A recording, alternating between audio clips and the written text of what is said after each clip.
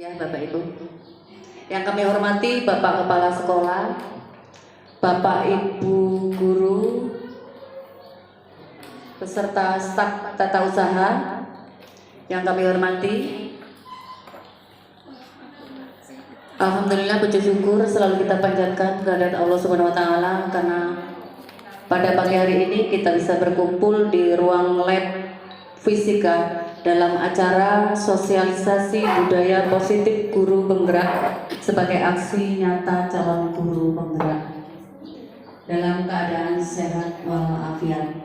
Kedua kalinya selawat dan salam tak lupa kita sanjungkan kepada junjungan Nabi besar Muhammad Sallallahu Alaihi Wasallam yang akan kita nantikan syafaatnya di yaumil qiyamah.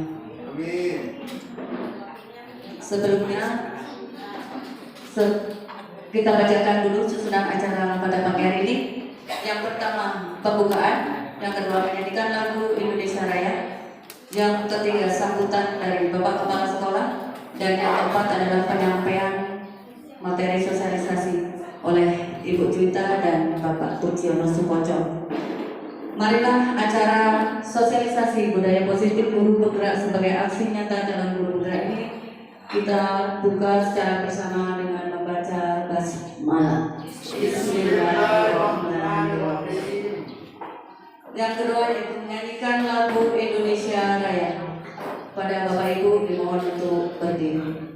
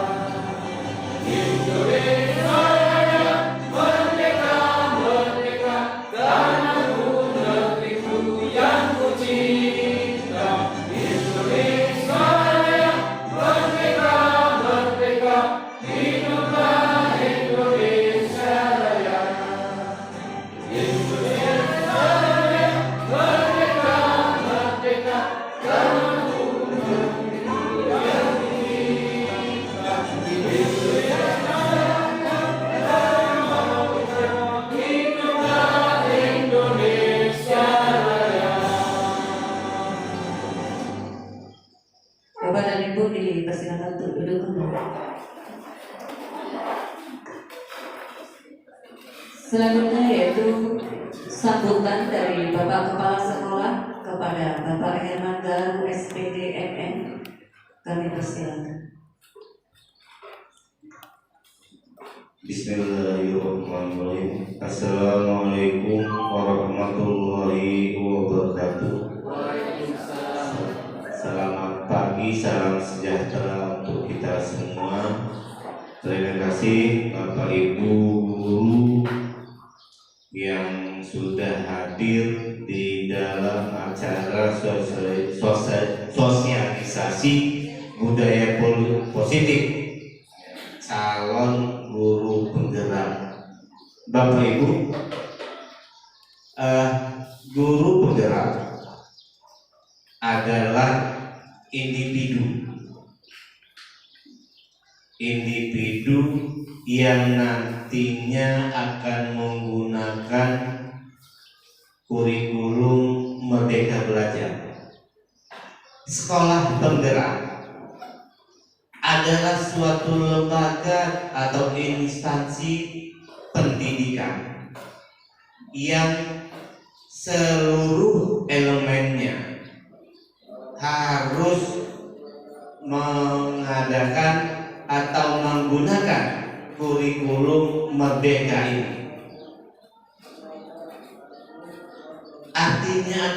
saya mengatakan seperti ini. Sekarang ini baru guru penggerak, belum sekolah penggerak, baru 2. Ini pun baru calon. Yang menjadi pertanyaan, kemana guru-guru yang lain? Apakah memang tidak berminat atau memang tidak lulus tes? Saya kurang paham di situ.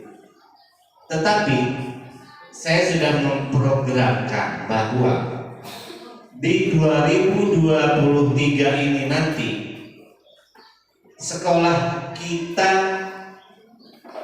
akan mengikuti tes sekolah penggerak. Apabila ini lulus, maka seluruh guru dan elemen-elemen yang lain yang ada di SMA Negeri 1 Sekapung ini harus menggunakan kurikulum Merdeka. Ini saya bersyukur, ya. Saya bersyukur ada calon guru penggerak yang insya Allah menjadi guru penggerak. Inilah nanti yang akan saya tugaskan untuk mengupayakan terjadinya, tercapainya SMA kita menjadi sekolah penggerak. Saya berkomunikasi ke Bu Juwita dengan Pak Konco ini, ya. Hari ini ada pengimbasan, ya, budaya positif.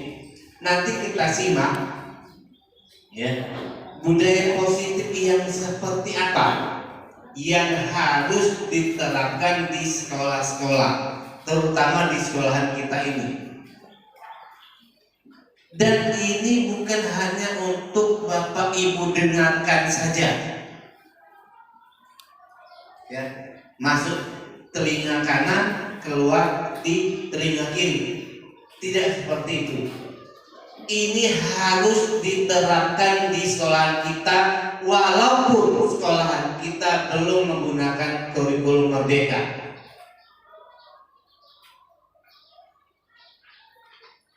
Nanti ini sudah diprogramkan juga. Nanti kita akan mengadakan semacam apa ya namanya? Ya, studi banding kecil-kecilan lah. Kita melihat ke sekolah-sekolah yang sudah mengadakan Merdeka Belajar, ya, kurikulum Merdeka ini. Kalau di Lampung Tengah itu ada sekarang 15 sekolahan. 15 sekolah. Nanti kita silakan pilih yang yang terbanyak di Lampung ini adalah di Lampung Tengah. Atau mau ke sekolahan saya dulu nggak apa-apa. Ya, ke Seputih dulu nggak apa-apa.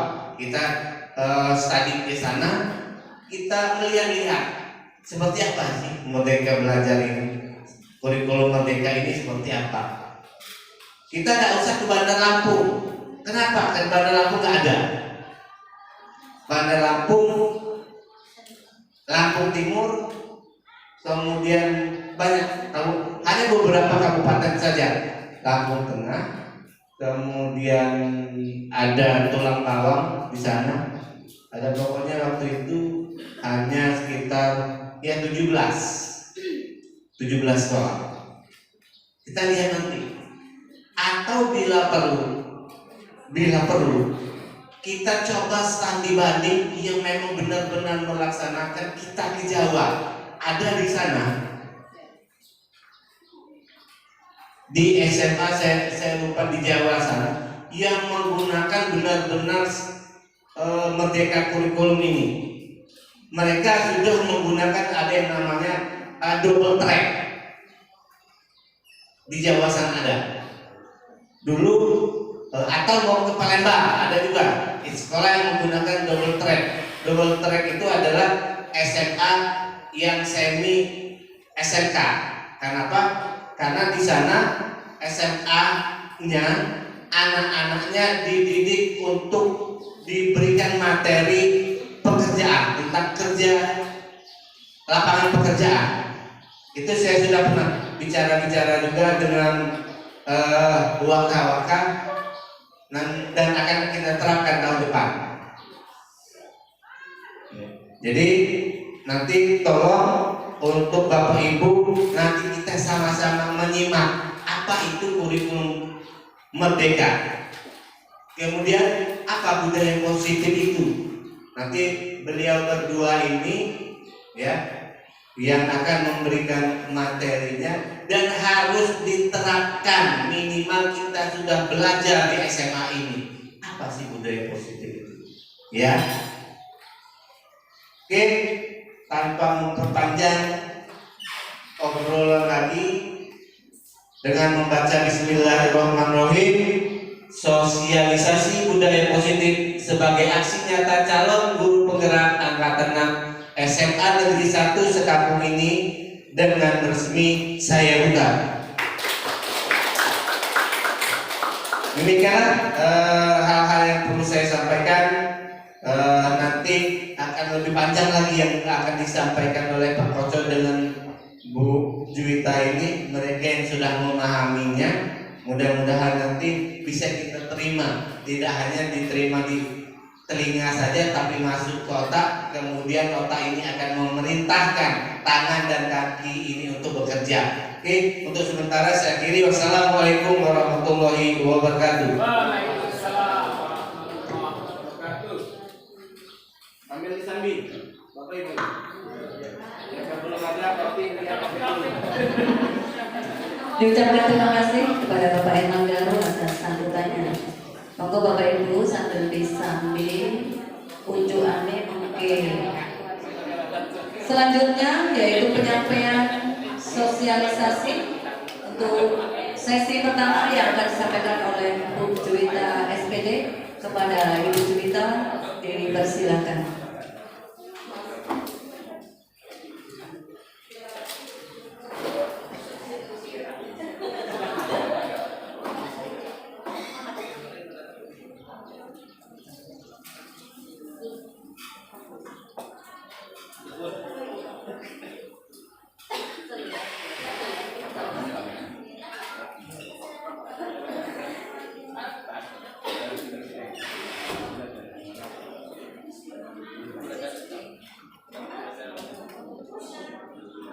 Jackson.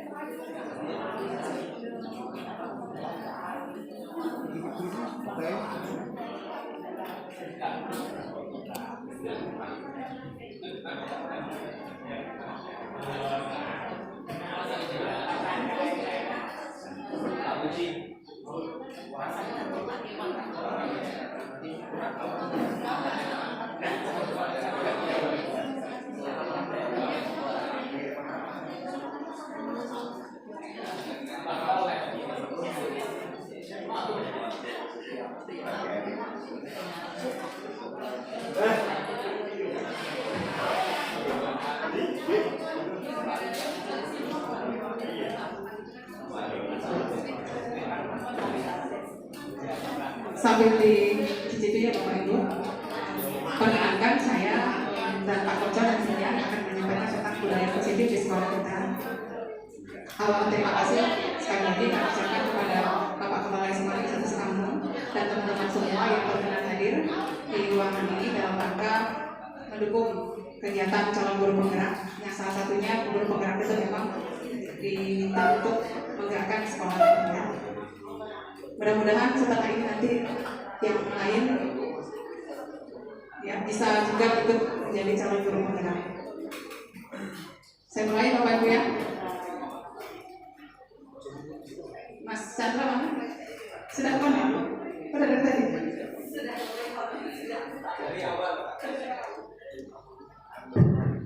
Assalamualaikum warahmatullahi wabarakatuh.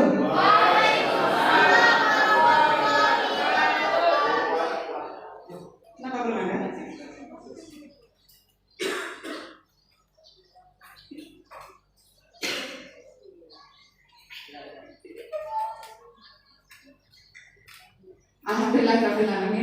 Alhamdulillah di pagi hari yang cerah ini yang kami berkesempatan untuk menyampaikan sosialisasi atau pembahasan tentang materi budaya positif sebagai aksi nyata dari calon guru penggerak angkatan 6 Kabupaten Lombok Timur dari SMA Negeri 1 Sekampung.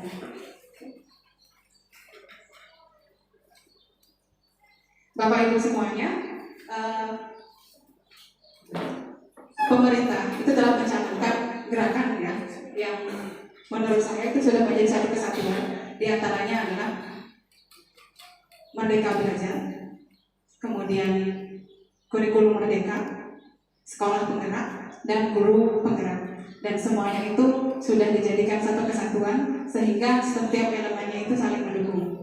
Begitu juga dengan kegiatan kita pada hari ini yang merupakan aksi nyata dari kegiatan kami yaitu sebagai calon guru penggerak. Dan guru penggerak ini ya di filosofinya semuanya adalah tentang pendidikan ya yang disarikan dari pemikiran filosofi pendidikan Ki Hajar Dewantara.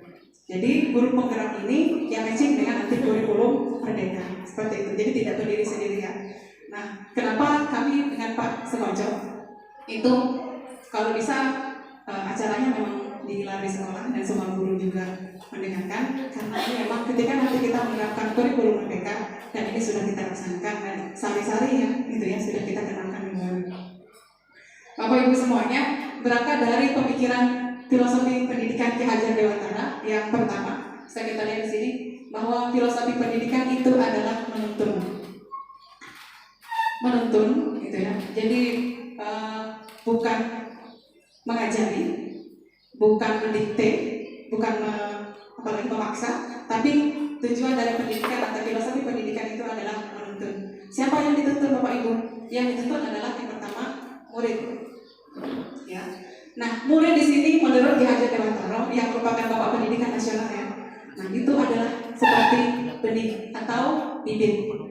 Anak-anak kita semuanya yang ada di ruangan, yang ada di sekolah kita itu adalah bibit atau benih. Kemudian Bapak Ibu gurunya diibaratkan seperti petani atau tukang kebun. Bisa kita bayangkan Bapak Ibu. Sebagian kita juga memang hobi bertani dan berkebun ya, sebagai sambian di sekolah. Nah, ini murid sebagai benih, kemudian guru sebagai petani. Nah, bagaimana dengan sekolah? Sekolah perannya adalah seperti lahan. Wadah lahan yang fungsinya dengan sekolah tersebut ya benih yang tadinya sudah punya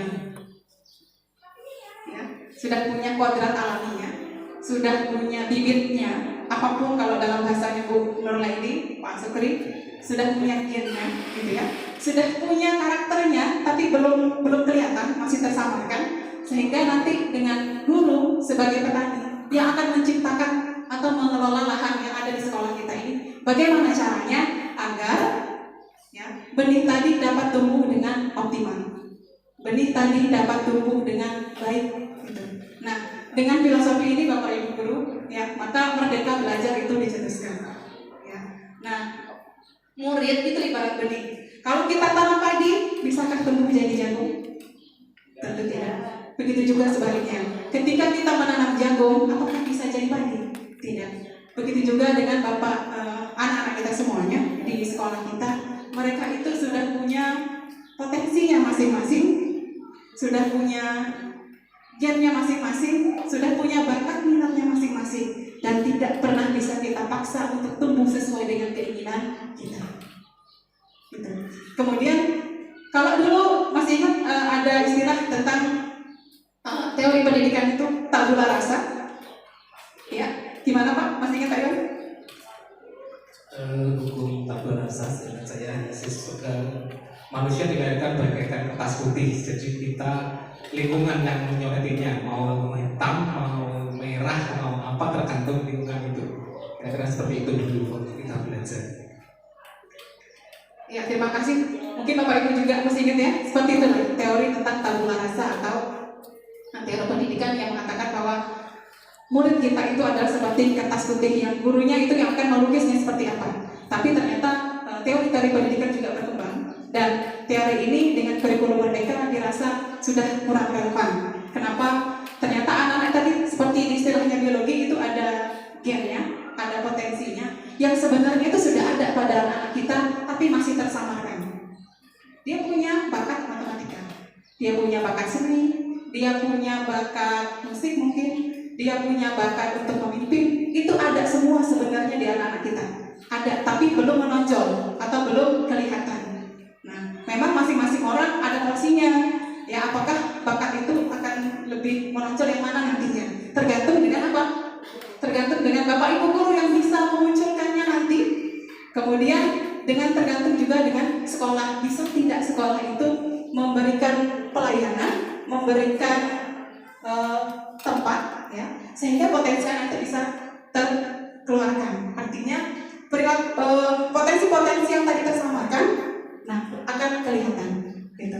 Dan tugas Bapak Ibu semuanya dan kita adalah pendidik adalah menuntun. Yang mana menuntun itu tujuannya adalah agar anak kita nanti bisa selamat, tanda kutip, berbahagia di dunia, terutama di dunia juga di akhirat. Artinya anak memang punya potensi, anak memang punya, tapi yang mengarahkan adalah tugas Bapak Ibu guru semuanya. Ini adalah filosofi pendidikan dari Ki Hajar Dewantara. Berikutnya,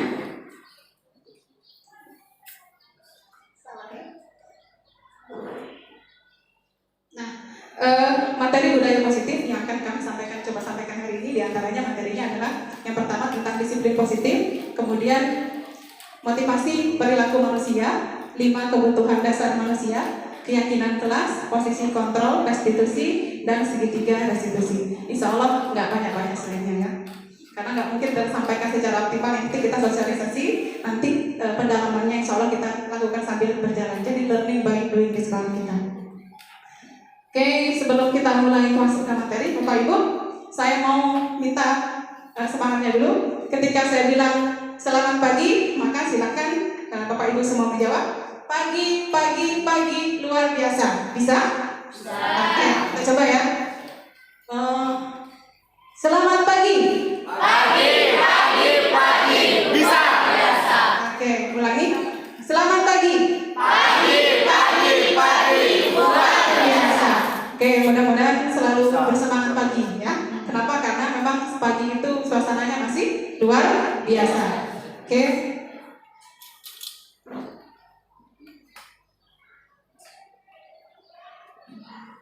Nah, ini yang pertama, kita belajar tentang teori kontrol dulu ya. Ada ilusi itu bayangan kita, kayaknya gitu ya, bahwa ilusi bahwa guru itu mengontrol muridnya. Kita ini sekarang ini, termasuk saya, sebelum mendapatkan materi ini juga kayaknya kita itu bisa mengontrol murid kita. Kan saya guru gitu ya, kan saya wali kelas, kan saya guru motornya, kan saya dan lain-lainnya gitu ya. Kemudian yang berikutnya, ilusi bahwa semua penguatan positif itu akan efektif dan bermanfaat. Berikutnya, ilusi bahwa kritik dan membuat orang dewasa itu merasa bersalah itu dapat menguatkan karakter. Dan yang berikutnya, ilusi bahwa orang dewasa itu memiliki hak untuk memaksa. Sebentar. Oh ya, kita simulasi ya. Saya minta tolong yang muda-muda aja. Mbak Ajeng, minta tolong sini Mbak Ajeng, sama Bu Esi, minta tolong sini. Yang muda Pak Tarjo. Yang muda, minta tolong sini Pak Tarjo. Ya, oke, ini bukan lagi diskusi. Mbak, ini ada sesuatu. Pak Kacang izin pegang ini, Mbak Ajeng. Digenggam yang erat banget. Ini anggaplah ini adalah sesuatu yang prinsip, sesuatu yang berharga untuk Mbak Ajeng, yang itu suatu Mbak yakini sebagai satu yang sangat berharga. Kemudian Mbak Ajeng gimana caranya? Ini tidak boleh terbuka. Oke. Kemudian sebelahnya, nah, Mbak Esi ini dengan segala intriknya memaksa, merayu dan sebagainya, gimana caranya Mbak Ajeng ini bisa membuka tangannya, kepala tangan yang sebelah kanan tadi. Oke, boleh diapain aja. Ya. Oke, bisa? Kita lihat ya. Pukul, Mbak. Pukul. 1, 2, 3, silakan. Pukul. Dirayu boleh. Siapa tahu dengan rayuan dia goyang ya.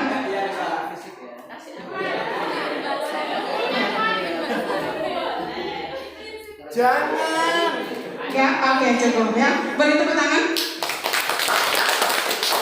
Nah, saya mau tanya dulu sama tadi yang simulasi. Mbak Ajeng kok kekeh banget mempertahankan tadi yang dipegang, kenapa? Karena itu prinsip saya. Seberapa berharga prinsip buat Mbak Ajeng? Itu mungkin prinsip itu bisa dibilang jati diri saya ya. Jadi untuk melakukan apapun itu butuh prinsip. Jadi kalau kita nggak punya prinsip, kita nggak punya pegangan. Oke, sip ya jawabannya ya, luar biasa. Oke. Kemudian saya tanya Mbak Esi nih, untuk menggoyahkannya sudah dilakukan apa saja tadi? Mungkin ada memaksa ya, Mas. Terus ya gimana ya? Pengen. Tapi tidak. Oke, tidak sukses ya. Oke. Kejahatan? Belum bisa kalau dirayu tadi nggak jahat ya? Mbak buka sih Mbak, gitu. Tolong sih Mbak buka gitu ya. Itu nggak jahat sebenarnya. Oke, nggak bakal tergoyang. Melihat orangnya kayaknya nggak bakal tergoyang gitu ya. Oke, terima kasih atas kesediaannya. Mohon kembali ke tempatnya. Oke, kita beri aplaus untuk kedua apa tadi volunteer ya sekarang. Oke, terima kasih Bapak Ibu. Nah,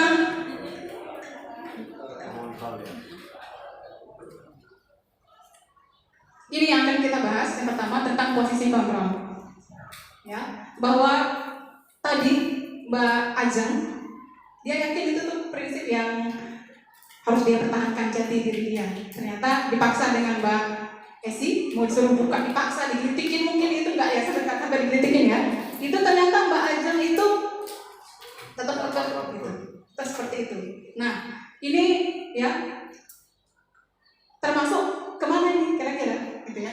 Nah, Mbak Ajeng tadi berusaha menahannya atau tidak membukanya. Kenapa? Karena dia berusaha mempertahankannya. Seandainya, saya tanya, seandainya Mbak Ajeng itu membiarkan tangan itu terbuka, ya udahlah buka aja. Kira-kira terbuka nggak Bapak Ibu? Terbuka. Jadi di sini saya ingin menunjukkan bahwa sebenarnya yang bisa mengontrol perilaku kita itu adalah diri kita sendiri. Mau dipaksa kayak apa juga nggak bisa selama kita yakin prinsip itu adalah prinsip yang benar. Tapi kalau goyah, nggak apa-apa, tinggal suruh buka aja kayak sama teman ya, buka gitu. Atau yang lainnya, maka prinsip itu akan mudah betul. Ini yang sering kita sepelekan ya dengan entah lingkungan kita, entah juga dengan guru kita, bahwa guru itu mengontrol murid. Apa iya? Bu Desi yang berkali-kali, ada Bu Desi? Yang baiknya siapa? Mas Rizky? Sama siapa? Pak Setri keluar ya? Bedanya kan harus dua yang ikut cuma Ya. satu. Soalnya ini sebenarnya berhubungan sekali dengan siswa. Iya. Banyak siswa, harusnya beliau minimal satu sesi harus ikuti dengan penuh. Karena ini siswa, banyak siswa yang dihubungkan. Betul. Mohon bantuan WA nanti sampaikan lagi. Oke, Mas Rizky atau yang lain atau Bapak Ibu guru, ketika kita mencoba mengontrol murid kita, sebenarnya bisa nggak sih kita mengontrol mereka? Kamu jangan begini, kamu jangan begini. Buktinya, ketika kita sering sedang marah pun, mereka masih nggak melakukan seperti itu. Masih ya kadang-kadang. Kadang udah dinasihati kayak apa juga masih nggak? Masih. Kenapa? Karena sebenarnya kita tidak bisa mengontrol murid kita. Nonsense. Itu bohong kalau kita. Itu makanya disebut sini sebagai ilusi. Berikutnya, ya. Berikutnya seterusnya ya. Ilusi bahwa orang dewasa itu memiliki hak untuk memaksa. Kan saya guru. Loh saya lo wali kelasmu, lo saya lo gurumu, saya bisa maksa. Itu juga sebenarnya ilusi. Kenapa anak-anak itu kelihatan nurut Bapak Ibu? Ikuti peraturan, kemudian kayaknya sama wali kelas nurut, kita kasih tahu guru mata pelajaran nurut, kira-kira apa? Apakah karena dia tadi kita berhasil mengontrol dia? Belum tentu. Belum. Tidak sama sekali. Tapi yang benar adalah karena murid itu bersedia dirinya dikontrol oleh gurunya. Seperti itu.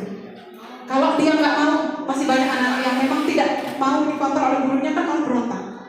Malah pembuat yang lebih dari itu. Tambah buat jengkel wali kelas ya. Tambah buat jengkel guru BK.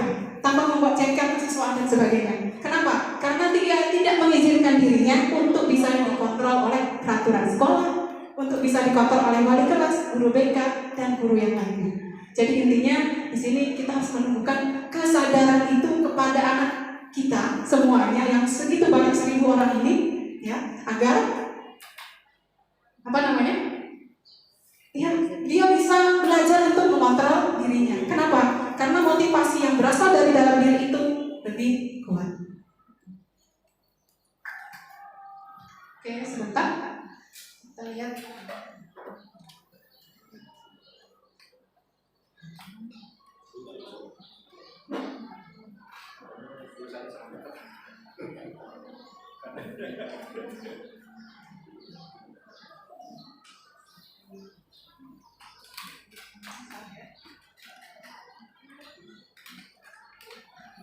Nah, Bapak Ibu, tadi sudah saya sampaikan bahwa sekolah itu ibaratkan sebuah lahan, ya, tanah tempat bercocok tanam, sehingga guru harus mengusahakan sekolah itu menjadi lingkungan atau ya, menjadi tempat atau lingkungan yang menyenangkan, positif untuk siswa kita, gitu ya. Agar apa? Agar karakter anak-anak kita itu bisa tumbuh dengan baik. Ini yang termasuk dalam filosofi merdeka belajar yang dimaksud kurikulum itu.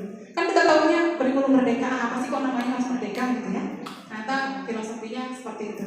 Pun saya ya satu sisi ya bukan berat, tapi satu sisi ya bersyukur juga minimal ya kok pantas jadi orang kurikulum gitu ya. Kenapa? Karena dengan menjadi calon guru penggerak ini banyak hal yang memang mendasari nanti kalau penerapan kurikulum itu dilaksanakan, ya kita minimal filosofi dalam-dalamnya kita juga paham.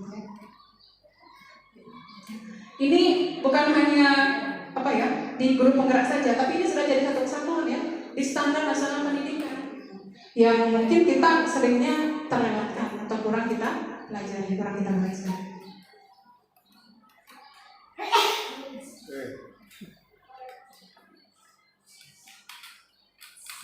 Oke, nah saya mau survei kecilan ya. Oke, saya mau survei.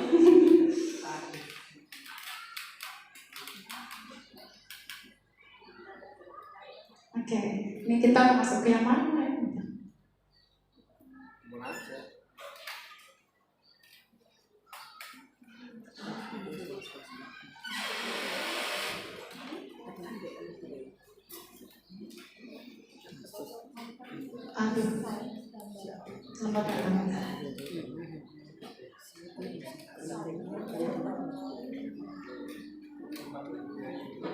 Oke, Bapak Ibu minta tolong buka HP-nya.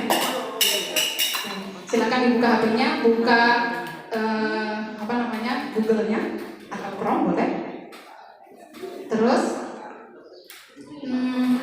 tolong diketikkan menti.com. Menti. Mau saya copy ke sini malah nggak buka. Oh ini buka. Saya copy ke Semanis ya. Ini.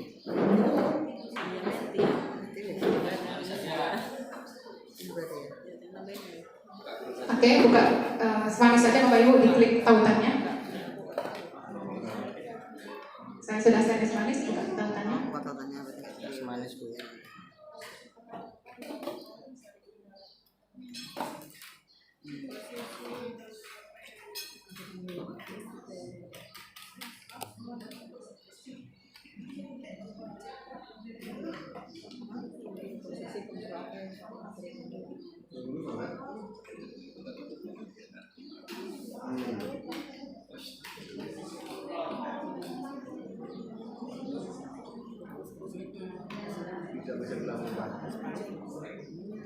Oke, pertanyaan nomor 1 saja. Sudah kebaca Bapak Ibu? Sudah. Nah, ini masih prolog sebenarnya budaya positif itu ya. Silakan dibaca soalnya. Apakah motivasi Bapak Ibu untuk hadir di sekolah atau di kelas tepat waktu? Dipilih di situ. Hah? Mana? Oh, yang kedua. Coba dibuka lagi Bapak Ibu. Ini lagi. Yang pertanyaan mana satu? Nomor satu. Dibalik. Tadi pertanyaannya nomor 2 ya. Ada ketemu? Ketemu ya? Kalau sudah silakan Bapak Ibu pilih. Kira-kira apa sih sebenarnya yang menjadi motivasi Bapak Ibu semuanya untuk hadir di kelas atau di sekolah tepat waktu?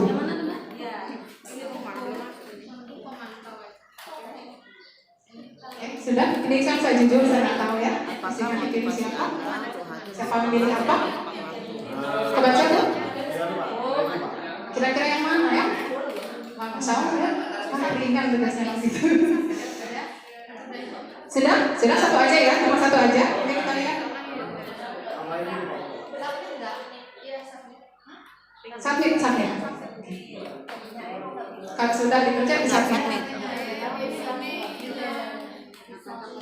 Sudah bisa dipencet? Sudah ya? Oke. Kita lihat pertanyaannya Bapak Ibu. Yang pertama, motivasi untuk hadir di sekolah atau kelas tepat waktu. Alhamdulillah ini 0 ya. Yang pertama adalah untuk menghindari ketidaknyamanan atau hukuman atau teguran. Yang kedua adalah untuk mendapatkan penghargaan atau ya, apa ini? Dari orang yang lain, atasan. Terus yang berikutnya yang ketiga adalah untuk menjadi orang yang Anda inginkan dan menghargai diri sendiri dengan nilai-nilai yang Anda percaya. Nomor 1 ya, tapi kok gak ada yang nomor 1? Ada, alhamdulillah ada. Mewakili. Oke, berikutnya. Gak ada nomor 2, alhamdulillah. Mari kita lihat bersama-sama Bapak Ibu. Kalau memang sudah seperti ini, sudah ringan sekali tugas kita semua sebagai Bapak Ibu guru di sini. Bapak Kepala Sekolah termasuk, mohon maaf, saya juga gitu ya. Yang mudah-mudahan gak jadi siapa dulu ya.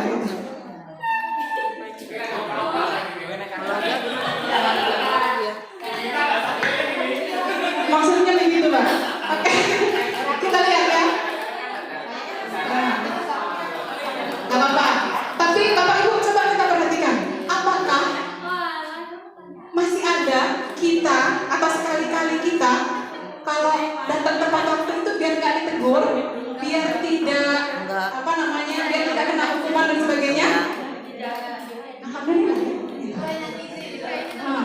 Yang berikutnya, apakah masih ada niatnya datang tepat waktu itu karena akan mendapatkan penghargaan entah dari teman, dipuji, dianggap orang yang rajin banget? Sama, perhatian kan kita pujian.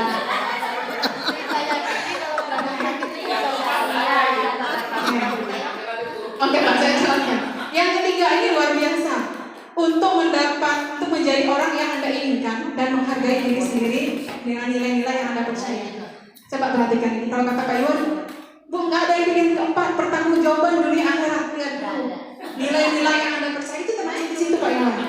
Kita kan percaya bahwa apa yang kita lakukan itu akan meminta pertanggungjawaban.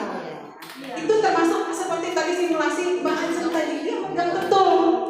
Itu dipegang sama Mbak Ajeng kencang. Kenapa? Karena dia menganggap itu adalah prinsip dia.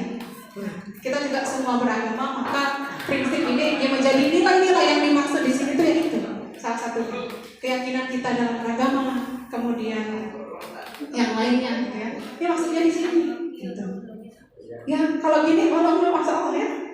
Alhamdulillah. Gitu. Mudah-mudahan memang ini cerminan dari kita semua. Kalau sekali-kali telat kan nggak apa-apa ya. Kenapa? Karena memang manusiawi. Saya juga sekali kan lama-lama berkali-kali. Berikutnya sudah surveinya.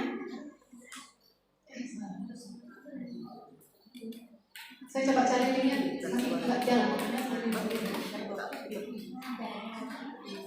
Oke, sudah alhamdulillah ya. Mudah-mudahan memang itulah cerminan Bapak Ibu guru semuanya, sehingga nanti kita akan mudah untuk menjadi teladan untuk anak murid kita semuanya. Nah, ya, di antara 3 motivasi perilaku manusia menurut seorang ahli yang namanya Dian dosen, enggak Pak, mana? Apa Cok? Nggak ada helmnya. Ya, yang pertama adalah untuk menghindari ketidaknyamanan atau hubungan. Yang kedua, untuk mendapatkan imbalan atau penghargaan dari orang lain. Dan yang ketiga, untuk menjadi orang yang mereka inginkan dan menghargai diri sendiri dengan nilai-nilai yang mereka percaya. Ini termasuk nilai-nilai agama kita, nilai-nilai keyakinan kita, gitu ya. Dan inilah yang disebut dengan motivasi intrinsik atau motivasi yang bersumber dari dalam diri sendiri. Ya. Kalau yang ini masih dari luar kan? Ya. Yang ini dari luar. Nah, dua ini paling rendah nih. Kalau kita hadir tepat waktu, hadir di sekolah hanya karena ini, takut teguran, berarti motivasi kita itu masih pada level yang paling rendah. Kemudian meningkat ke berikutnya, karena ini sudah nggak takut, dia cuma pengen dapat penghargaan. Itu ternyata masih ada di taraf atau level yang kedua.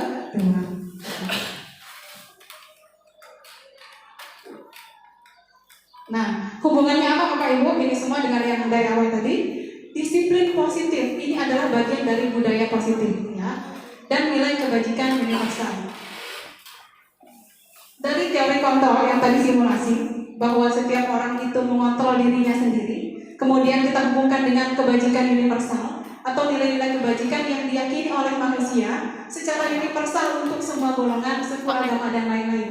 Jadi kebajikan-kebajikan universal itu sebenarnya, ya, apapun agamanya, sukunya, rasnya, nilai kebajikan itu sama. Dan inilah yang sebenarnya akan dicoba diimplementasikan dalam kurikulum Merdeka, ya. Nanti kalau kita sudah menjalankannya, misalnya tahun depan, sini ada satu bagian yang sangat mencerminkannya, yaitu profil pelajar Pancasila. Yang ada 6 profil yang untuk anak SMA. Ada yang tahu Bapak Ibu? 6 profil pelajar Pancasila yang nanti di kurikulum Merdeka itu harus kita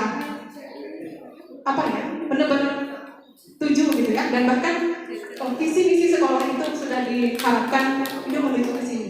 Jangan ada dia yang istilah profil Pancasila ini ya, karena sebenarnya ini nilainya nilai universal. Ada yang tahu 6 profilnya? Yang pertama adalah beriman dan bertakwa kepada Tuhan Yang Maha Esa dan berakhlak mulia. Luar biasa ya. Dan ini kalau satu ini sudah masuk ke dalam visi misi kita, tapi memang bunyinya aja yang belum pas. Maksudnya kalimatnya sudah takwa gitu, ada yang ya, tapi belum lengkap banget. Berikutnya apa lagi itu? Gotong royong. Kemudian inovatif, kreatif, mandiri. Ya. Nah, ini nantinya yang akan kita tuju gitu ya. Bahkan di kurikulum Merdeka itu kita belum lihat ya, nanti kalau sudah ada kan lebih jelas. Itu nanti setiap satu semester minimal dalam 1 tahun ya. Dalam 1 tahun minimal 3 proyek untuk penguatan profil belajar Pancasila, dan ini harus semua siswa melaksanakannya. Gitu. Dan kemudian dihubungkan dengan teori motivasi perilaku, bahwa motivasi intrinsik yang akan menciptakan disiplin positif sehingga menjadi budaya positif. Jadi Bapak Ibu, maksudnya disiplin positif ini, kalau semua itu sudah timbul dari kesadarannya sendiri, gurunya, muridnya juga, maka kita akan mendapatkan yang namanya budaya positif. Kalau disiplin itu masih atas karena hukuman, karena apa lagi? Paksaan, karena takut, karena alasan untuk penghargaan dan sebagainya, itu belum disebut sebagai disiplin positif. Tapi disiplin positif adalah kita melaksanakan disiplin baik guru maupun muridnya dengan motivasi intrinsik, motivasi dari dalam diri, karena kita yakin itulah nilai kebaikan. Oke, udah nyambung ya dari awal ya. Maksudnya kenapa motivasi teori perilaku dihubungkan dan sebagainya. Oke, berikutnya Bapak Ibu, sebenarnya kenapa sih anak-anak kita itu banyak yang kayak memberontak, banyak yang nyeleneh, banyak yang apalagi cari perhatian dan sebagainya. Ternyata Bapak Ibu ini dihubungkan dengan 5 kebutuhan dasar manusia. Bukan hanya siswa, guru pun sama, katanya gitu ya. Yang pertama adalah kebutuhan yang paling utama adalah kebutuhan bertahan hidup. Kebutuhan bertahan hidup ini termasuk kebutuhan makan, fisik, biologis dan sebagainya. Nah, baik guru maupun siswa, kalau ini belum terpenuhi, maka nggak mungkin dia bisa jadi orang yang baik. Maaf anak kita yang sebagian ya, ya harus tentunya harus bekerja, bertahan hidup. Maka yang lain-lain mau sekolah, mau tugas dari guru nggak bakal terselesaikan, gitu ya. Kenapa? Karena untuk kebutuhan dasar bertahan hidupnya saja itu belum terpenuhi. Kemudian berikutnya adalah kasih sayang dan rasa diterima, love and belonging, ya. Nah, kasih sayang dan rasa diterima ini yang kadang-kadang tersembunyi, samar itu. Biasanya kalau sudah anak itu parah, ditanya, ditelisik, baru ketahuan ternyata yang sebenarnya dia butuhkan tuh ini loh. Contoh, kemarin ada anak kita ya yang pengen pindah, alasannya apa? Di kelas nggak ada temannya. Apa lagi? Cari-cari perhatian di kelas gitu. Ada yang mungkin di rumah nggak dapat perhatian, minta perhatian wali kelasnya kan? Ada yang sampai dilulus wali kelasnya sampai nangis ketika diberikan perhatian ada. Karena dia merasa itu tidak terpenuhi di rumah. Ya Allah, seperti itu murid-murid kita banyak sekali. Kemudian berikutnya, ini juga Bapak Ibu, 5 kebutuhan dasar manusia ini bukan hanya untuk murid ya, untuk kita pribadi juga untuk di rumah kita. Berikutnya adalah yang mana ya? Penguasaan. Nah, penguasaan ini adalah merasa bahwa dia itu menguasai sesuatu. Misal, kalau untuk anak yang sudah bagus di akademik, biasanya dia cenderung anteng. Kenapa? Dia merasa saya sudah menguasai akademik. Tapi untuk anak-anak yang di akademik tidak menonjol, dia itu tetap ada karena ini memang kebutuhan dasar. Sehingga cara dia melampiaskan apa ya bahasanya pas memenuhi kebutuhannya ini adalah misal dia akademik nggak bagus, saya menguasai ekskul. Bisa jadi saya harus berperan bagus di ekskul karena memang ada rasa kebutuhan untuk itu. Kemudian ada lagi, kalau nggak ekskul juga enggak, ya. Kemudian akademik juga enggak, akhirnya apa? Bully temennya, atau bahkan bully gurunya, gitu ya. Yang masih muda-muda gitu. Kalau sama kita takut juga ya. Tapi seperti itu. Kenapa? Karena dia ada kebutuhan yang ingin dipenuhi, yaitu kebutuhan penguasaan. Gitu. Ya. Kalau nggak bisa, kalau yang sudah anteng, ya misalnya anak yang nggak bagus di akademik, tapi dia bagus di ekskul anteng juga kok. Rata-rata nggak begitu kelihatan kasus-kasus yang menonjol itu biasanya. Kenapa? Karena ini sudah terpenuhi. Kemudian ada lagi yaitu kebutuhan dasar kesenangan. Kesenangan itu, ya senang, pengen senang-senang.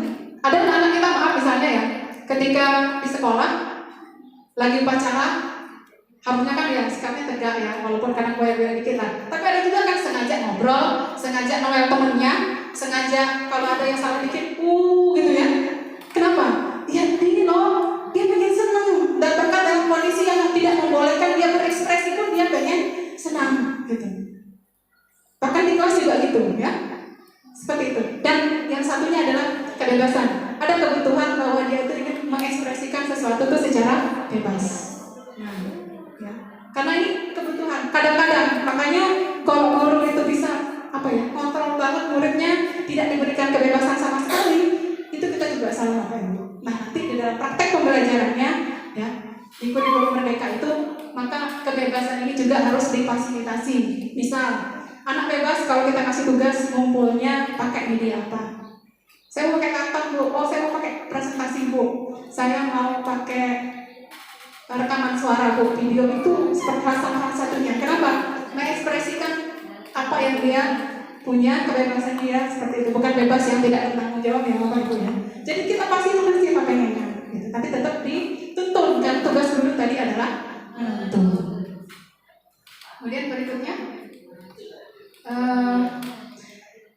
membuat keyakinan kelas atau kesepakatan kelas. Nah ini kemarin sudah saya praktikkan ya dengan kelasnya Bu Dewi, karena sebaik-baiknya membuat kesepakatan kelas atau keyakinan kelas ini adalah dengan wali kelasnya masing-masing. Karena saya tidak punya kelas, saya kerjasama dengan Miss Dewi kemarin berdua masuk ke dalam kelasnya untuk menerapkan yang namanya merumuskan keyakinan kelas. Prosedurnya seperti ini Bapak Ibu. Pembentukan keyakinan sekolah atau kelas ini, kalau kita di kelas-kelas sudah, maka nantinya ini akan menjadi keyakinan sekolah. Nah, yang membuat keyakinan sekolah ini nanti bisa perwakilan siswa, kemudian dari Bapak Ibu guru. Makanya kenapa saya bilang materi ini penting banget untuk kesiswaan BK, karena ini yang paling besar. Instrumen kita adalah bukan instrumen ya, warga sekolah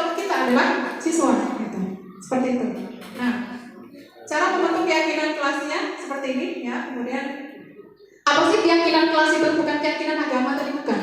Keyakinan kelas adalah nilai-nilai kebajikan yang kita yakini bersama, yang kita cita-citakan untuk bisa berjalan di kelas itu supaya anak itu belajarnya merdeka, nyaman, gitu.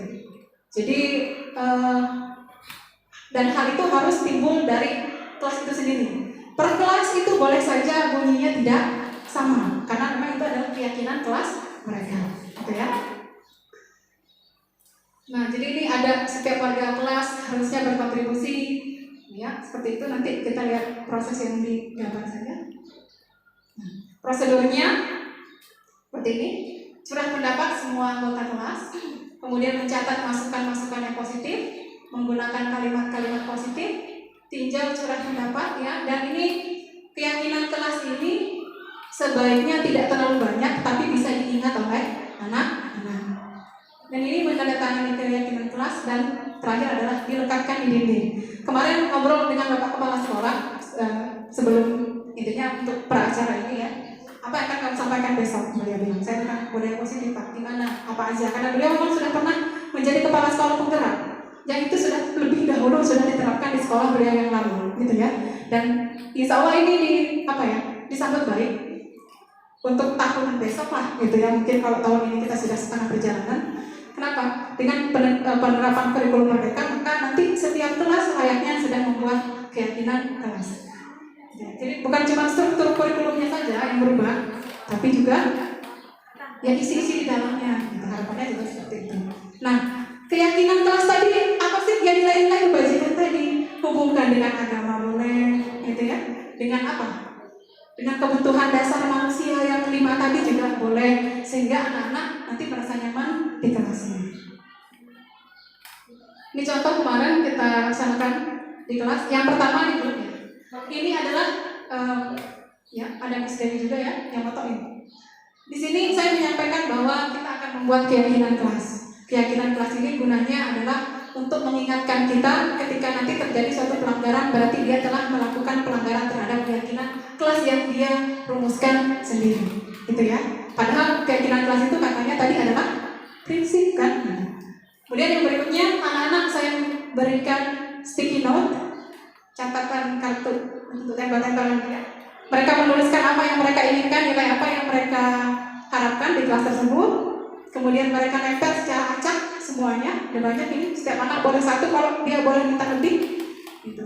Kemudian berikutnya, nah dari sticky note yang tadi acak, saya minta perwakilan beberapa orang, ya. Ini ada 3 orang untuk memilah-milah dari sticky note yang sedang ditempel. Itu mungkin ada yang mirip, jadi dikelompokkan yang mirip-mirip, dipilah, dibaca, oh ini mirip sama ini mirip sama ini, dijadikan satu. Kemudian ini sebelah sini sudah disusun berdasarkan kemiripannya. Oh ini tentang kebersihan, gitu ya. Kemudian yang ini tentang keamanan kelas. Misalnya yang di sini tentang disiplin, entah itu disiplin sholat. Kemarin kita selipkan yang Dewi, ya. Disiplin pelaksanaan misalnya sholat, pelaksanaan pengumpulan tugas dengan Bapak Ibu guru, disiplin pakaian dan sebagainya. Dijadikan seperti ini. Kemudian setelah dipilah-pilah, nah di sini kita rumuskan kalimat keyakinan kelasnya. Nah, keyakinan kelas ini dirumuskan dengan kalimat-kalimat positif. Kemarin ada banyak anak bilang gini, tidak boleh membuang sampah sembarangan. Itu kan kalimat negatif karena ada kata tidak di depannya, ya kan? Ada lagi, tidak boleh ada pembulian di dalam kelas. Sama, itu juga kalimat negatif. Jadi kita kumpulkan, kemudian kita rumuskan menjadi kalimat-kalimat yang positif. Bisa dipandu oleh wali kelasnya, tapi kalau bisa anak lah yang merumuskannya. Contoh kemarin misalnya tentang kebersihan itu, jadi kalimat positifnya, setiap siswa bertanggung jawab terhadap kebersihan kelas 11 IPA 1. Misalnya seperti itu. Masalah disiplin, gimana bunyinya Pak? Kira-kira? Iya, semua siswa wajib, misalnya tentang tata krama, setiap siswa wajib saling menghormati antar teman dengan guru dan warga sekolah. Nah itu hal-hal seperti itu yang harus dibuat di dalam keyakinan kelas, gitu ya. Jadi kalimatnya positif. Kemudian di sini kita minta mereka untuk membuatnya di tempat yang bagus. Kalau saya sih malah idenya gini ya Pak Ibu. Biasanya kan kita kalau ngecat kelas itu bagian belakang itu entah ada gambar-gambar yang macam-macam ya. Nah, mungkin kalau memang tahun depan wajib setiap kelas itu ada keyakinan kelas yang jadi sebenarnya yang pengaruh nggak pengaruh nanti akan kita lihat. Kita nggak boleh pesimis juga ya. Gitu. Tapi minimal kalau sudah dibaca terus gitu sama anak, dibaca terus kan kita mudah juga untuk mengingatkan itu. Lihat keyakinan kelasnya nomor sekian. Kamu seperti itu enggak gitu.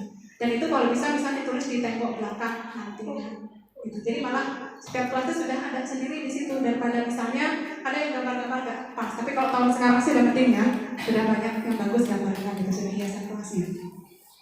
Kemudian setelah dibuat mereka kolaborasi di sini, mereka dibuat dalam apalah terserah mereka yang penting bisa membaca dan ujungnya adalah nanti ini ditempel di kelas seperti struktur kelas dan sebagainya.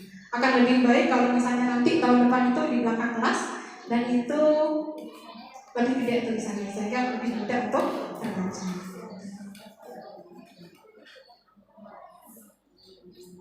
Oke. Nah, Bapak Ibu tadi sudah buat keyakinan kelas. Nah, kira-kira kalau ada yang melanggar keyakinan kelas itu sendiri atau keyakinan sekolah kalau skop yang lebih besar, nah kira-kira kita mau gimana ya? Di sini ada 5 posisi kontrol untuk guru dan orang tua menurut Diane Gosen. Yang pertama adalah posisi penghukum, pembuat rasa bersalah, kemudian posisi sebagai teman, sebagai pemantau, dan sebagai manajer. Pertama, posisi sebagai penghukum. Nah, saya kalau dapat materi ini senyum-senyum. Kenapa? Yang merasa, gitu ya. Sebelum saya sampaikan ini, saya duluan Bapak Ibu ya, yang tertampar, yang tercubit, itu ya saya duluan lah, gitu. Yang pertama, posisi penghukum. Contoh, kalimat kalau guru itu sebagai penghukum ya. Ketika ada melanggar, ya ampun, kamu gak mengerjakan tugas saya. Sini kamu, keliling lapangan. Itu contoh. Tugasnya tidak mengerjakan tugas misalnya nih. Saya matematika, tapi larinya keliling lapangan. Sinkron nggak? Nggak masuk sebenarnya. Apa hubungannya lari keliling lapangan dengan matematika? Sebenarnya nggak masuk. Tapi kita senangnya gitu ya. Oh kalau Pak Risa boleh Pak, itu keliling. Ya kamu mikir lah ya. Yang sini guru olahraganya Bu. Agar olahraga. Jadi intinya sebagai penghukum tuh bukannya mau menghukum aja, nggak mau dengerin alasan mereka. Pokoknya kamu nggak mengerjakan tugas saya, pokoknya kamu harus begini itu ciri-ciri sebagai penghukum. Ada yang begini, ada yang mungkin saya juga nggak aduh gitu. Atau yang memang agak-agak lembut dikit. Nah biasanya di sini posisinya pembuat rasa bersalah. Biasanya ngomongnya itu lembut, pelan, tapi dalam membuat anak itu merasa sama gitu. Contoh, ya Allah nak, kamu mau jadi apa sekolah kayak gini? Gak kasih sama orang tua kamu nak. Ada lagi. Apa kata orang tua kamu kalau kamu seperti ini di sekolah? Sedih saya sebagai gurumu. Jadi anak itu pelan sih ngomongnya, tapi anak itu merasa ya Allah, saya gagal benar lah jadi orang gitu ya. Luar biasa. Saya ini ngomong gagal benar saya jadi orang. Itu ternyata ini disebut sebagai posisi sebagai pembuat rasa bersalah. Ada lagi yang mungkin sebagai teman. Ya, contoh gini. Misalnya, entah guru siapapun, entah guru BK, guru ini pun bisa misalnya, atau guru BK ini.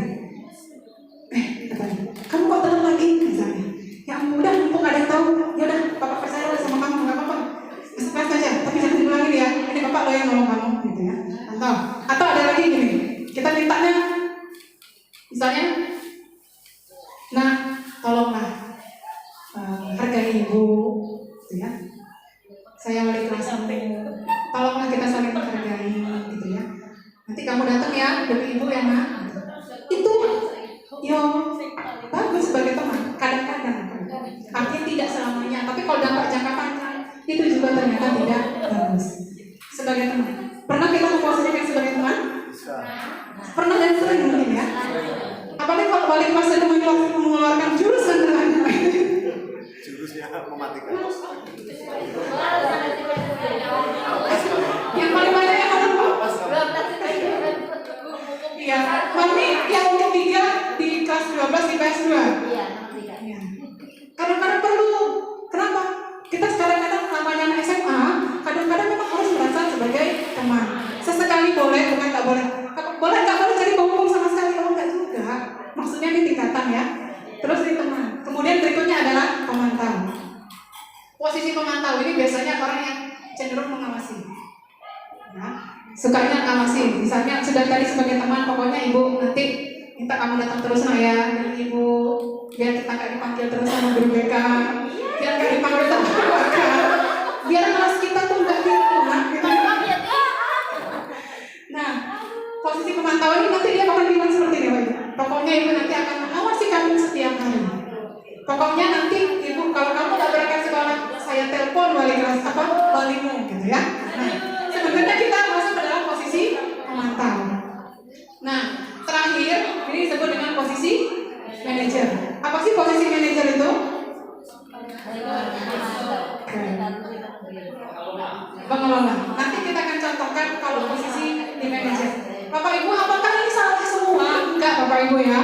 Artinya dalam kurikulum merdeka itu sebenarnya meminimalkan hukuman.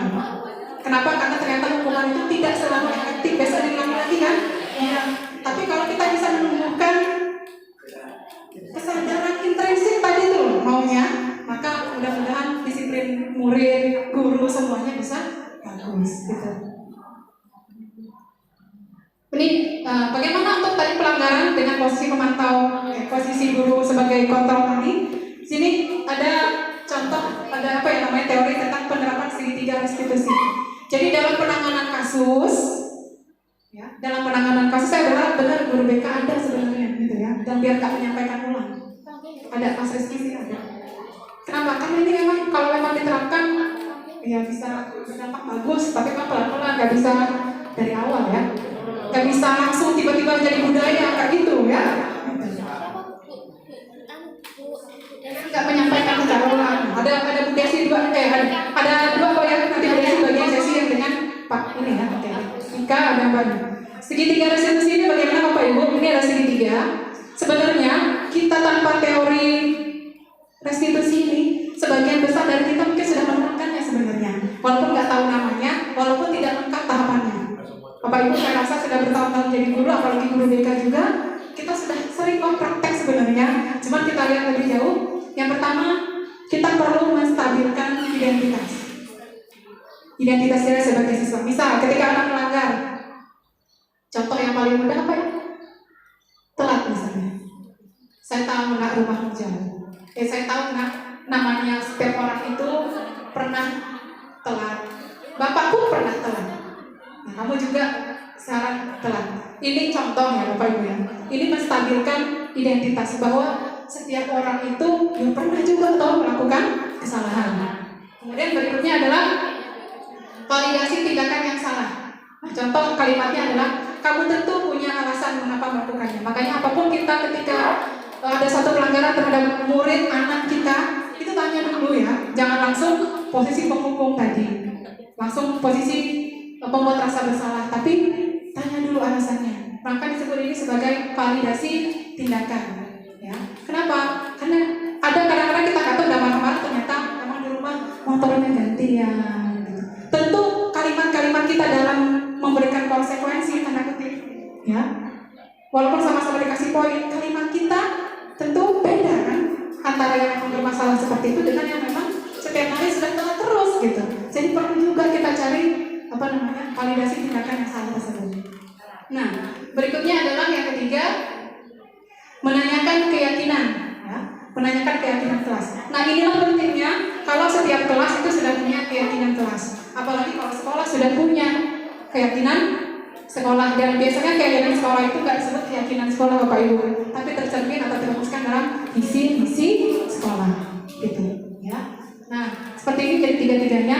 Kita lihat contohnya. Ini contoh.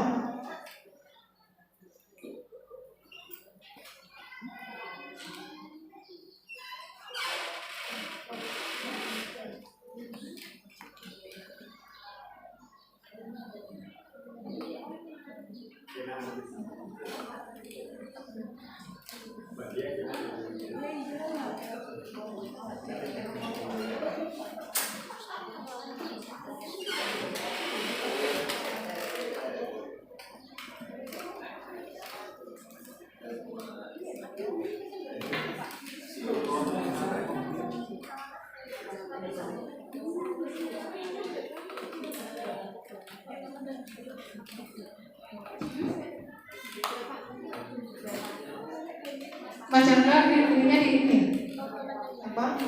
Kolom. Ini apa?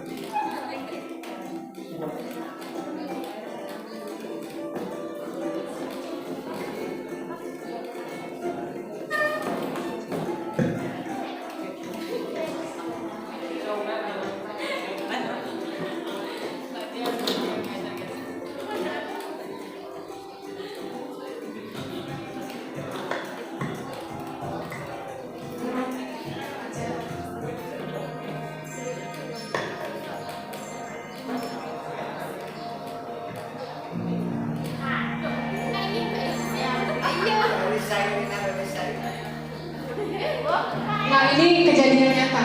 Waktu itu mereka jadi persiapan apa pengajian sekolah. Terus ada pelajaran saya izin ya boleh, gitu ya. Boleh nggak mungkin kasih izinkan silakan keluar kelas. Tapi ternyata pas saya belajar itu kan apa namanya ada tugas ya. Teman-temannya udah ngumpul, mereka nggak ngumpul sampai ke pekan berikutnya.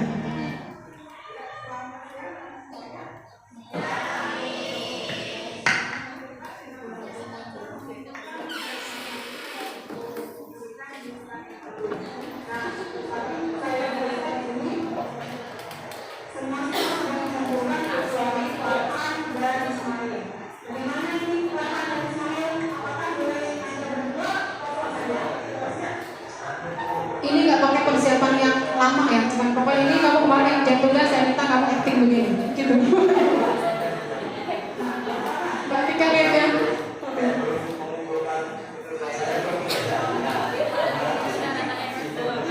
Nggak bisa acting kan?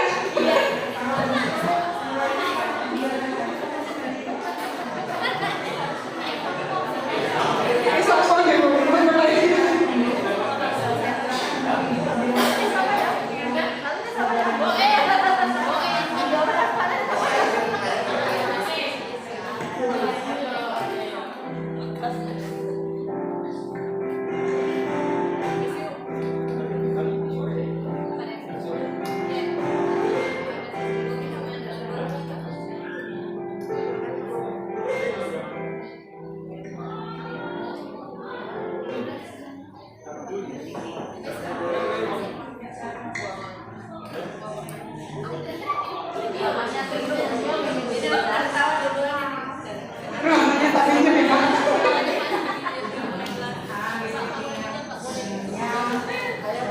ada yang tahu di ruangan mana?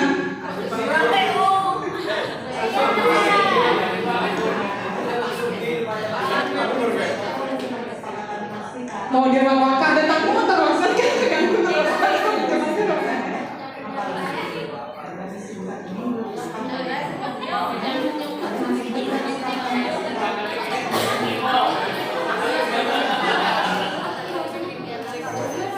Oke, pertanyaan pertama saya itu tadi intinya ya sudah diingatkan di kelas, temui ibu setelah selesai. Kenapa? Anak yang tidak bersalah itu ya jangan jadi korban kemarahan kita terus. Karena yang bermasalah cuma dua itu kan. Yang lain ya normal aja, nanti urusannya dipanggil. Nah kemudian dipanggil. Nah, pertanyaan pertama adalah validasi tindakannya. Tadi saya nggak keras ya bunyinya dari situ.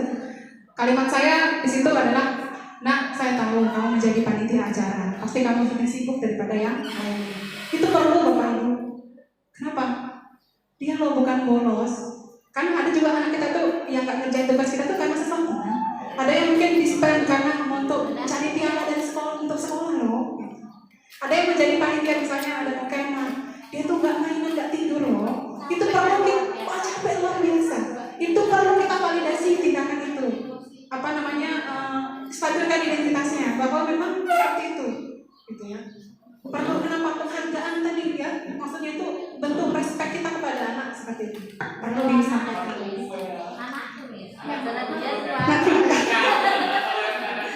Oke, ini kalian gitu ya. Nanti kita share lagi ya. Kemudian saya menanyakan keyakinan kelasnya. Kamu ingat kan konsekuensi dari kita gitu ya? Dan kalau misalnya ada siswa yang meninggalkan pelajaran dengan alasan apapun, karena kita memang sudah buat keyakinan kelas, dia ikutin sendiri, nggak perlu kita bilang harusnya kamu ngumpul tugas kamu. Kenapa? Karena itu sudah terpatri di dalam keyakinan kelas. Yang ibu berikan.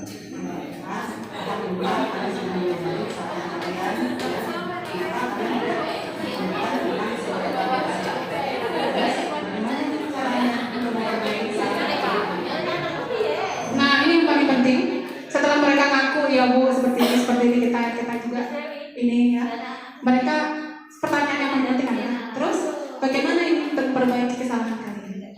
Itu pembedaan posisi manajer dengan posisi yang lain. Karena sudah buat keyakinan kelas, kita ingin timbul penyelesaian itu dari dalam diri siswa sendiri, maka yang menempatkan dirinya pada posisi manajer. Seperti itu contohnya ya Bapak Ibu ya. Terus kalau sudah seperti ini, bagaimana kira-kira untuk menyelesaikan masalahnya? Solusinya bagaimana? Kalau kita sudah punya keyakinan kelas masing-masing, maka anak akan ikuti, ya Bu, harusnya walaupun saya nggak ikut pelajaran, saya menyusul. Karena sudah telat gimana? Dia sendiri akan menawarkan apa namanya? Harapannya ya. Gitu.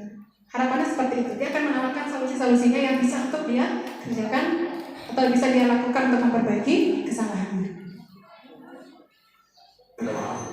Kami minta diberikan waktu untuk mengerjakan tugas. Kalau bisa diberikan tugas tambahan. Karena saya iya Bu, kami mohon diberikan kami bisa tidak akan ulangkan kembali. Baik Pak, kalau begitu sebagai konsekuensi atas kemudian saya memberikan satu soal tambahan ya dibandingkan dengan yang bahwa mungkin sudah dilakukan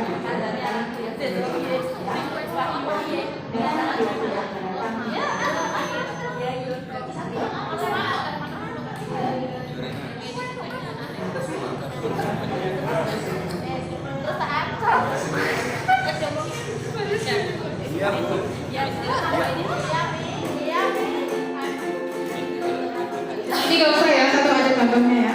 Ini ada Pak Mika.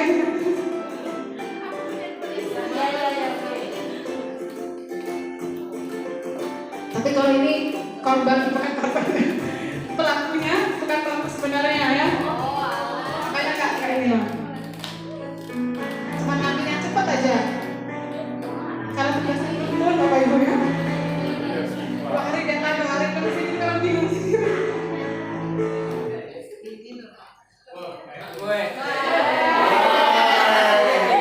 Irwan deh. Kena deh Irwan. Ada gambarnya. Sering terlambat sudah itu. Oh ya terakhir.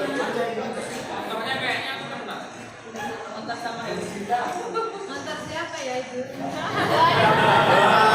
Siapa itu? Mana ya? Artis. Kawan yang gede deh. Ini artis kan? Oke, bangun kesiangan. Salah satunya tidak nyiapin pelajaran dari malam, jadi harus apa masih lupaan cacanya ya. Itu kayak baik.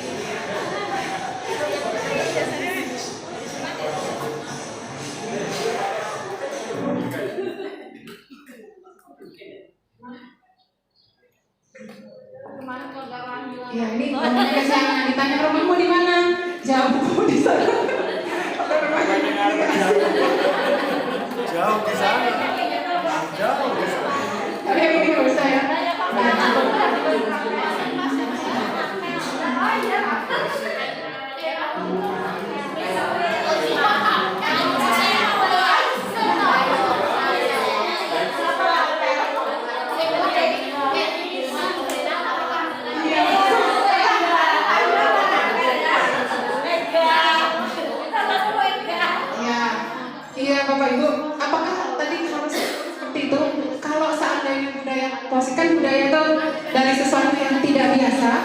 kemudian jadi sesuatu yang dipaksa dulu ya, dipaksa, terpaksa, biasa, baru membudaya. Kita ucap-ucap baru menerapkan keyakinan bahwa besok restitusinya langsung mau sempurna, tak bisa Bapak Ibu, tak bisa. Kita langsung posisi sebagai manajer dengan anak-anak kita yang seperti itu misalnya ya. Dia ditanya di mana solusinya, apa yang salah, bisa. Artinya memang ini berproses. Cuma untuk anak-anak tertentu yang memang dia belum timbul kesadarannya, bisa kita coba. Artinya kita menerapkan, bukan kita yang mencari solusi. Kamu harus begini enggak, tapi coba dia yang cari solusinya. Untuk tertentu ya Bapak Ibu.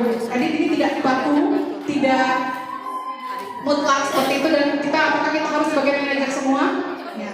Posisi yang terbaik adalah posisi sebagai manajer. Tapi nah, itu juga berproses. Apa itu? Mudah-mudahan ketika budaya positif ini sudah bisa terlaksana di sekolah kita, maka kedepannya kita bisa menerapkan hal-hal positif yang terjadi di lingkungan kita ini, supaya benar-benar nanti kurikulum Merdeka Belajar itu bukan hanya struktur kurikulum dan jadwalnya yang berbeda, tapi juga nilai-nilai atau roh dari kurikulum itu juga sampai kepada guru dan siswa kita. Demikian Bapak Ibu. Habis.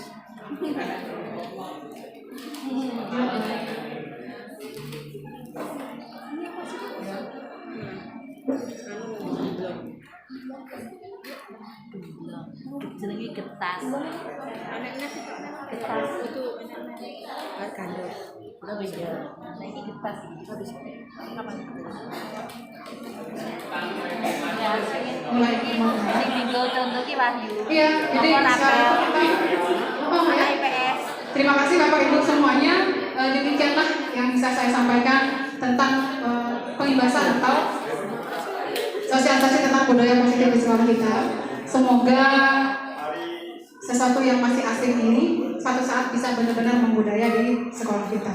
Kalau kurikulum 13 bukan hanya struktur kurikulumnya berbeda, jadwalnya berbeda, tapi rohnya juga sampai kepada kita semua. Ya. Mohon maaf atas segala kekurangannya Bapak Ibu.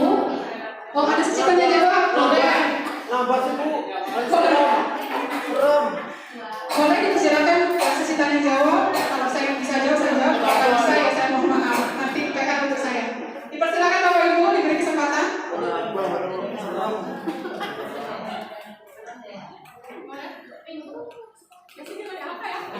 Mau jadi guru nih Pak.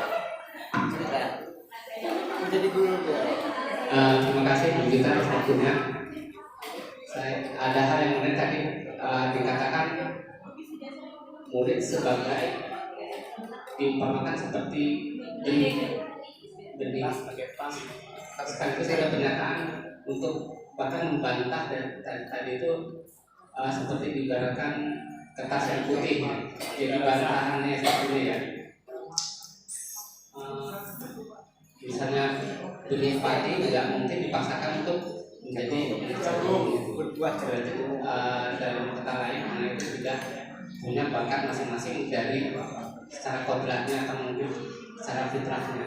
Nah, kalau misalkan dari segi bakat dari kecil anak itu sudah terlihat bakatnya, tetapi tidak sejalan dengan keinginan orang tua, apakah bisa anak itu yang tadinya benih jagung dijadikan benih padi? Gitu. Terima kasih atas pertanyaannya. Pengen dokter anaknya polisi gitu kan?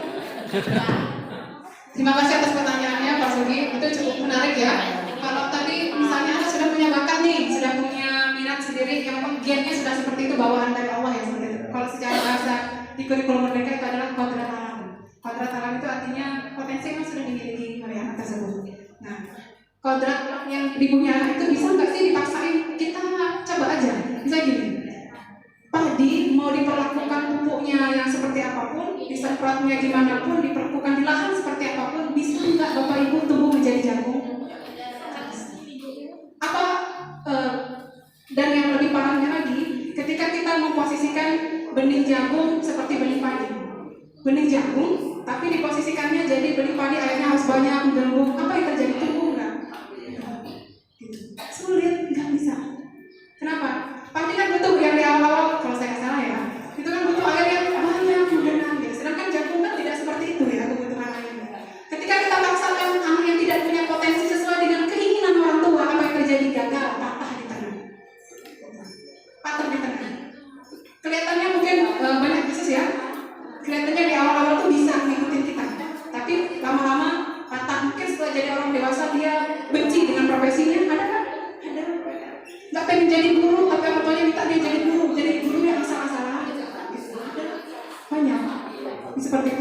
sebaiknya kan orang tua tetap tugas kita itu menuntun ya. Pendidikan itu untuk menuntun. Jadi yang bakatnya sudah dipunya kita tuntun aja menjadi yang terbaik. Saya cerita malu-malu gimana gitu ceritanya. Mas Reno nggak ada, Mas Yatra yang tahu ya. Itu adik kandung saya yang saya nomor 1, adik saya nomor 5. Bapak Ibu adik saya ini termasuk agak beda di keluarga. Kenapa? Namanya Panca, kelima ya. Tapi ini mungkin bisa jadi mudah-mudahan menjawab tadi. Anak kelima namanya Panca, dari kecil tuh udah kelihatan beda banget. Bahkan pindah sekolah gara-gara ya cerita masuk dan sebagainya. Mungkin dia nggak cocok di situ, nggak tahu juga saya. Itu panjang lah prosesnya. Sehingga memang dia tuh suka game yang luar biasa Bapak Ibu. Ya Allah, nggak kaleng-kaleng ya Mas Reno. Mas Reno yang sering tempat saya cerita. Adik saya itu sudah pernah memenangkan Piala Presiden untuk game online, juara 2 nasional. Saya pernah ceritain. Tapi ada. Dan hari ini, kemarin itu berangkat lagi ke Jakarta, ikut lagi. Piala Presiden game online untuk memperebutkan juara 1 sampai 4. Kemarin di Bali tahun kemarin 1 sampai juara 1 juara 2, 3 dia dapat juara 2 tim ya, sampai dapat hadiah 15 juta dan sebagainya. Coba bayangkan, saya yang nggak suka game, ya adik saya gamers luar biasa dan dia menang Piala Presiden. Sejak kecil nggak pernah ranking, selalu kalau bahasanya jadi anak yang tadi ya mungkin nggak ingin keluarga dan sebagainya, tapi ternyata dia mencari penguasaan dia. Coba ini sekarang begitu paling ya. Dalam segi apa? Ingin penghargaan di bidang yang lain yang nggak mungkin kakak-kakaknya dapatkan itu. Dari segi apa? Game online, dan ternyata itu memang diapresiasi sama presiden. Kenapa ada Piala Presidennya? Ya, tapi akhirnya bahwa saya nggak bisa memaksakan dia harus jadi seperti kita, harus begini-begini nggak bisa. Cuma ketika ketemu walaupun dengan singkat, ketika saya pulang kampung gitu ya, ngobrolnya ya karena jarang-jarang cari waktu yang ini biar berkualitas. Terus ngomongnya saya begini. Tadinya kan nggak kepikir kuliah, setahun pertama nggak mau kuliah. Bayangkan game online yang ya waduh, karena saya tidak suka game sama sekali ya, maksudnya sama sekali game online itu nggak suka. Cuma saya nggak tertarik seperti itu. Adik saya juara Piala Presiden ya, nggak kalian ya. Tapi akhirnya yang membuat saya tadi jawab pertanyaan pas itu gini, ketika dia nggak mau kuliah dia masih dengan game gitu ya, saya bilang gini, kamu sekarang nggak mau kuliah, jangan salahkan orang tua. Ketika nanti kamu sudah dewasa, kamu bilang saya nggak kuliah, padahal kakak-kakaknya semua dikasih porsi yang sama kuliah. Ini pilihan kamu. Kalau kamu mau kuliah, kuliahlah sesuai saja dengan bidang kamu, gitu ya. Yang kamu sukai apa? Nggak usah kuliah yang sesuai keinginan orang tua atau apa. Tapi kamu harus kuliah sesuai dengan keinginan kamu, dan kamu juga artinya tersalurkan bakatnya seperti itu. Kalau enggak, jangan bilang nanti ke depan orang tua itu sampai nyesel, gitu ya. Kalau nyesel karena nggak dikuliahin, bilang saya nggak dikuliahin, tidak ya. Ditawarin nggak mau berkali-kali. Ketika sudah ngomong seperti itu, jangan tunggu mumpung ibu saya belum pensiun gitu. Kalau sudah pensiun, ya kalau kamu nggak kuliah nanti terserah, jangan salahkan orang tua. Akhirnya ya sekarang ya belum kelihatan hasilnya Bapak Ibu, cuma intinya itu mau kuliah dan serius ternyata kuliahnya dengan anak yang nggak pernah ranking tadi, terus nggak pernah pindah sekolah gara-gara penting makan, masalah ya saya ceritakan aja gitu. Kenapa dia nggak mungkin masih di situ? Pernah dipindah sekolah gitu. Akhirnya SMA juga di STM itu sulit juga keluarnya, tapi ketika dia sudah tahu ketemu waktu itu memang sering dia juga kuliah di jurusan pemrograman komputer. Kayaknya dia matching dengan hobi dia ya. Artinya cuma saya menasihati aja, pokoknya jangan lupa sholat jam sholatnya, jangan lupa komunikasi sama orang tua gitu ya. Artinya nggak bisa saya paksakan dia harus sama dengan prinsip saya, prinsip orang tua yang ada berantem terus. Tapi sekarang kita serius pakai di jurusan itu di teknokrat, jurusan pemrograman komputer. Kayaknya sih katanya serius, terus sikapnya malah berubah banyak. Kayaknya dulu masihnya anak SMA nanti dulu apa ya. Sekarang menurut saya udah kepeduliannya dengan orang tua, dengan lingkungan itu bagus. Walaupun ya saat itu tadi dia minta dihargai bahwa dia itu suka game gitu aja. Gitu. Cuma ya kita menuntunnya jangan lupa waktunya sholat, jangan lupa pokoknya seperti itu aja cara menuntunnya. Tapi nggak bisa kita paksakan sesuai dengan keinginan kita, gitu. Karena dia ini masih sekolah kan nanti patah kita saya juga pernah masalahnya ada yang seperti itu. Dengan saran saya sudah jurusannya apa? Minta saran saya, tapi nggak sesuai dengan keinginannya dan ternyata jadi pembelajaran.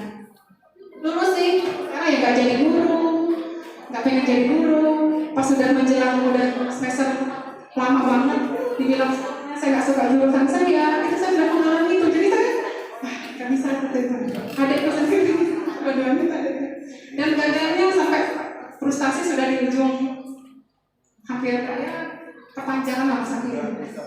Nggak bisa Pak, gitu. Kayak kalau menurut saya sih nggak bisa. Kita hanya bisa menuntut sesuai mana yang mau kita temukan. Tugasnya nuntut dipaksakan nggak bisa. Dia punya anak kita tuh hidupnya sendiri loh ya. Kita apa kan mengharapkan. Artinya hak dia. Kalau kita paksakan kamu profesi ini aja, nanti nggak bisa menikmati profesinya jadi laksanakan. Kalau bekerja sesuai passion itu kita seperti hobi yang digaji. Memang suka ngajar, ya hobi yang digaji. Ngajar, hobi, nyampaikan sesuatu tapi digaji kan dibanding kita paksa itu luar biasa. Mungkin itu Pak, dengan keterbatasan apa ya jawaban saya mungkin atau pengetahuan saya sepertinya kurang bagus dampaknya dan hasilnya dan bisa makan nanti kemudian. Kayaknya masih bagus sedikit ya. Pasti nanti akan keluar dosa. Kan ini bukan pilihan saya. Kan bukan mau saya menjadi seperti kita khawatir nanti di ujung kemudian keluar seperti itu.